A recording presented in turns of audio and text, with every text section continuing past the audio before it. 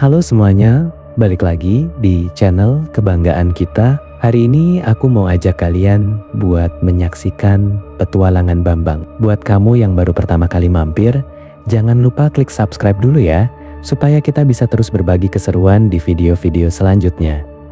Kalau sudah, yuk kita mulai videonya.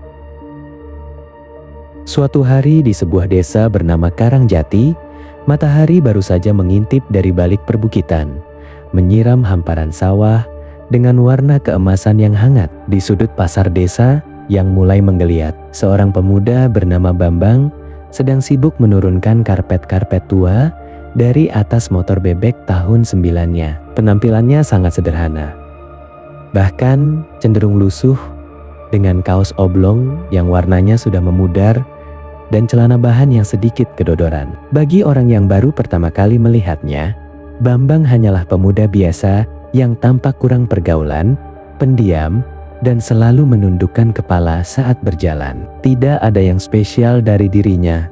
Setidaknya itu yang dipikirkan oleh semua orang di pasar tersebut. Bambang membantu ibunya menggelar dagangan sayur mayur dan bumbu dapur di sebuah lapak kecil yang posisinya agak terhimpit di pojok pasar. Meskipun hidup dalam kesederhanaan, Bambang memiliki ketenangan batin yang luar biasa. Ia adalah tipe orang yang lebih banyak mendengarkan daripada berbicara. Namun, ketenangan pagi itu mendadak pecah ketika suara knalpot motor yang bising merobek keheningan pasar. 3 orang pria berbadan besar dengan jaket kulit kusam dan aroma alkohol yang masih tercium kuat turun dari motor mereka. Mereka adalah kelompok preman pimpinan Yuki yang sudah lama menjadi parasit di desa Karangjati. Yuki dengan tawa renyahnya yang menyebalkan mulai menendang beberapa keranjang kosong milik pedagang lain. Ia berjalan angkuh, merasa seperti raja di tanah yang sebenarnya milik bersama. Mata Yuki kemudian tertuju pada lapak kecil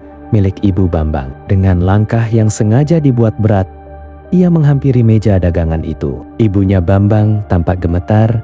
Ia segera merogoh kantong kecilnya untuk mengambil uang keamanan. Namun Yuki justru menepis tangan wanita tua itu hingga uang recehnya berhamburan di tanah yang becek. Di saat itulah Bambang yang sedang merapikan ikat bayam perlahan berdiri. Ia tidak marah. Wajahnya tetap datar, namun matanya menatap tajam ke arah Yuki. Yuki yang merasa ditantang oleh seorang anak mami seperti Bambang justru meledak dalam tawa. Ia memanggil kawan-kawannya untuk melihat pemandangan yang menurutnya sangat lucu. Yuki mengejek gaya berpakaian Bambang, menyebutnya sebagai pemuda yang tidak punya masa depan dan hanya bisa bersembunyi di balik ketiak ibunya. Suara tawa para preman itu menggema di lorong pasar, memancing perhatian para pedagang lain yang hanya bisa menonton. Dengan rasa iba sekaligus takut, Bambang tetap diam. Di dalam pikirannya, ia teringat pesan mendiang gurunya, seorang kakek tua yang tinggal di lereng gunung dan memberinya sebuah amanah besar sebelum wafat. Sang guru pernah berkata bahwa kekuatan yang sesungguhnya bukan terletak pada otot, melainkan pada ketenangan jiwa dan waktu yang tepat untuk bertindak. Bambang selalu memegang teguh janji untuk tidak menggunakan ilmunya demi kepentingan pribadi atau amarah semata. Namun, ketika ia melihat ibunya didorong hingga tersungkur ke tumpukan sayuran, ada sesuatu yang bergetar hebat di dalam dadanya. Itu bukan sekadar emosi, melainkan sebuah energi purba yang sudah lama tertidur dalam aliran darahnya. Para preman itu semakin menjadi-jadi. Salah satu anak buah Yuki mencoba menjambak rambut Bambang sambil melontarkan makian yang sangat kasar. Mereka menertawakan Bambang karena pemuda itu tidak memberikan perlawanan fisik sedikit pun. Mereka menganggap Bambang adalah sasaran empuk untuk menunjukkan kekuasaan mereka. Lihat anak ini, disuruh lawan saja tidak berani. Dasar sampah Karangjati, teriak Yuki sambil meludahi tanah di depan kaki Bambang. Tekanan demi tekanan terus diberikan, mulai dari ejekan tentang kemiskinan keluarganya hingga hinaan terhadap harga diri Bambang sebagai laki-laki. Namun, di tengah gelak tawa yang memekakan telinga itu, suasana di sekitar Bambang mendadak berubah. Suhu udara di pojok pasar yang tadinya panas mendadak menjadi dingin yang menusuk tulang. Angin kecil mulai berputar-putar di bawah kaki Bambang, menerbangkan debu-debu pasar dalam pola yang aneh. Bambang memejamkan matanya sejenak. Di dalam kegelapan matanya, ia melihat gurunya tersenyum tipis, seolah memberi restu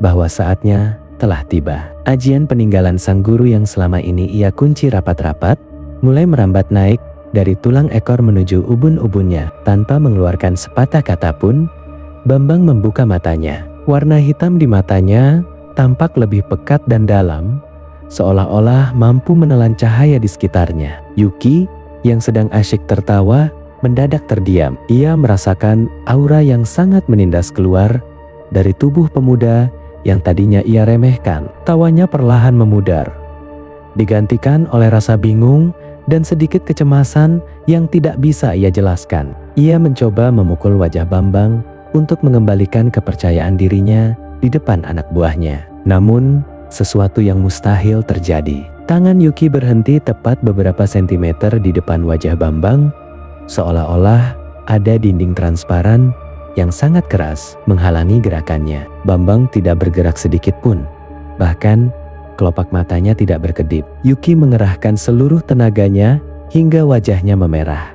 Namun, tangannya tetap bergeming di udara. Anak buah Yuki yang melihat kejadian itu mulai panik. Mereka mencoba menyerang Bambang secara bersamaan dari arah samping, namun nasib mereka sama. Tubuh mereka terpental ke belakang, seolah ditabrak oleh kekuatan yang tidak terlihat. Padahal, Bambang hanya berdiri tenang dengan tangan di samping tubuh. Seluruh pasar seketika hening. Para pedagang yang tadinya menutup mata karena takut melihat Bambang dipukuli, kini melongo tidak percaya. Pemuda yang selama ini mereka anggap remeh, kini berdiri tegak dengan wibawa yang sangat besar, seolah-olah ia adalah penguasa sejati tempat tersebut. Bambang mengambil napas dalam-dalam, dan setiap kali ia menghembuskan napas, getaran di tanah pasar terasa semakin kuat. Ia tidak ingin menyakiti mereka jika tidak perlu. Namun, ia harus memberikan pelajaran bahwa kehormatan orang tua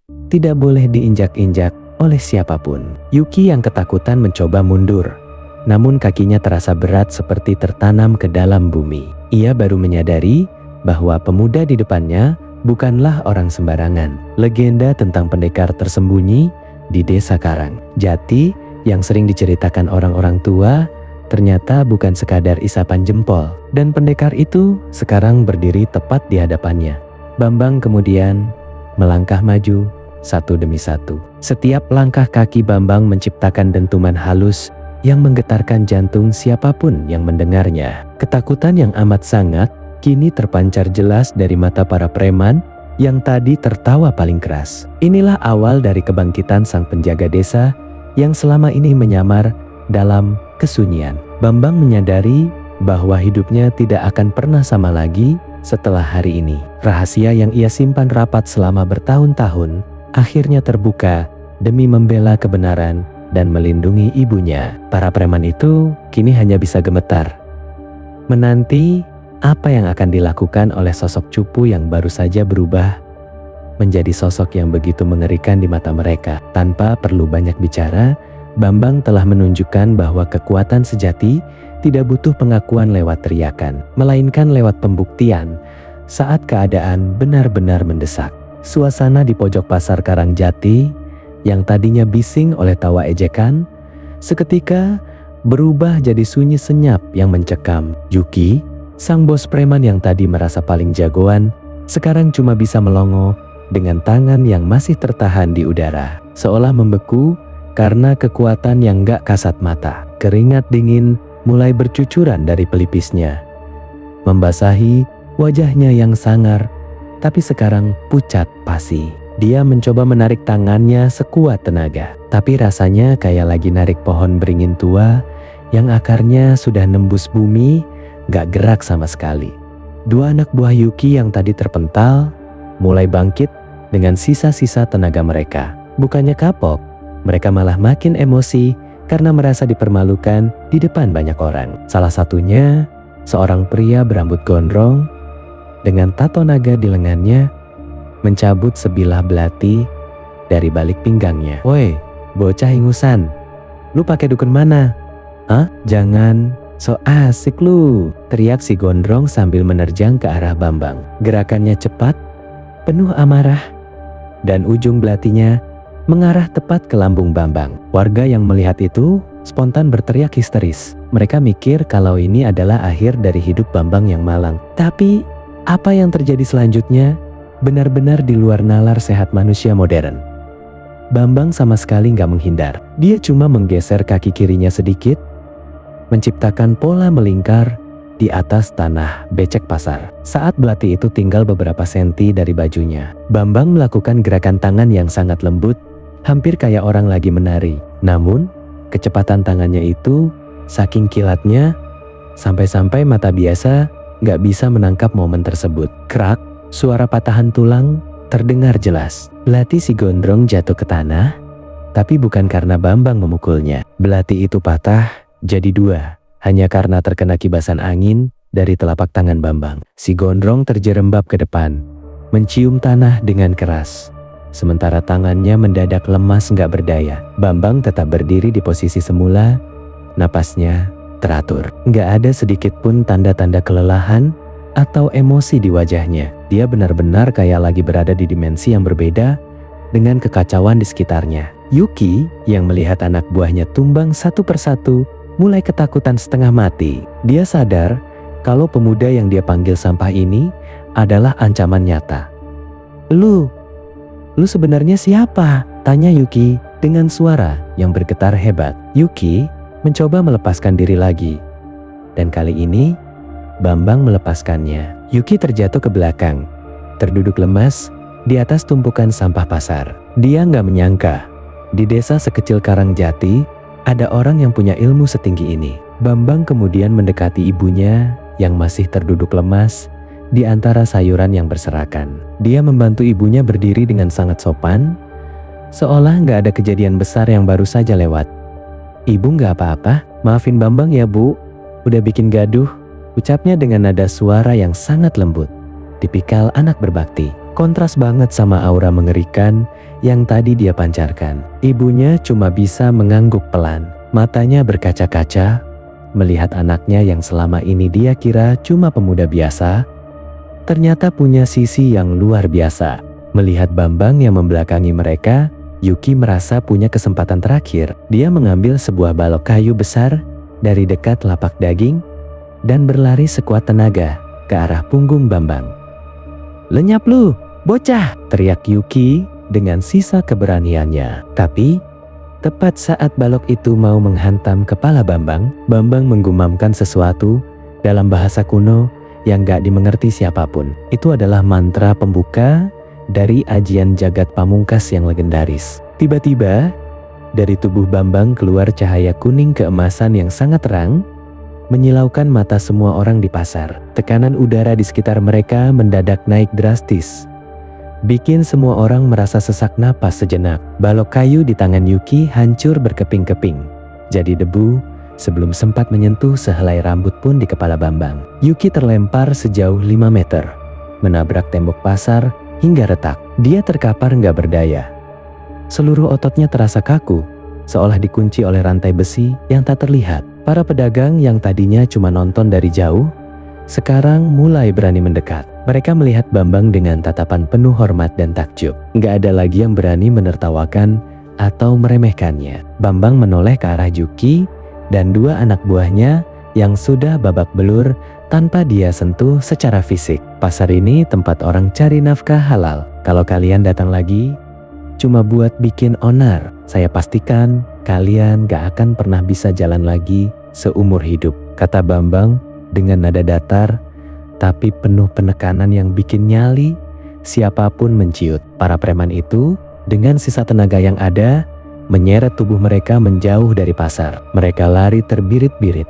Bahkan motor mereka ditinggalkan begitu saja karena saking takutnya. Desa Karangjati yang tadinya mencekam kembali tenang, tapi kali ini dengan suasana yang berbeda. Warga menyadari bahwa mereka punya pelindung yang selama ini bersembunyi di balik kesederhanaan. Bambang kembali memunguti sayur-sayuran ibunya yang jatuh. Dia nggak merasa bangga atau sombong setelah menunjukkan kekuatannya. Baginya, ajian itu adalah amanah, bukan alat untuk pamer. Namun, dia tahu bahwa setelah hari ini, hidupnya yang tenang mungkin akan terusik oleh pihak-pihak lain yang penasaran dengan kekuatannya. Rahasia besar gurunya kini sudah setengah terbuka, dan Bambang harus siap menghadapi badai yang lebih besar yang mungkin akan datang ke desa Karangjati. Di kejauhan, di atas atap sebuah ruko tua, terlihat sesosok pria misterius dengan pakaian serba hitam yang dari tadi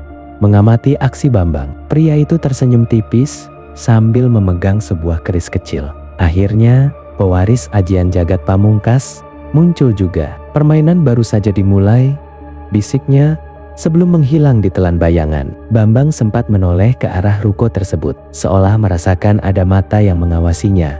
Namun dia kembali fokus membantu ibunya. Matahari mulai condong ke barat, memberikan warna oranye yang dramatis di langit desa Karangjati.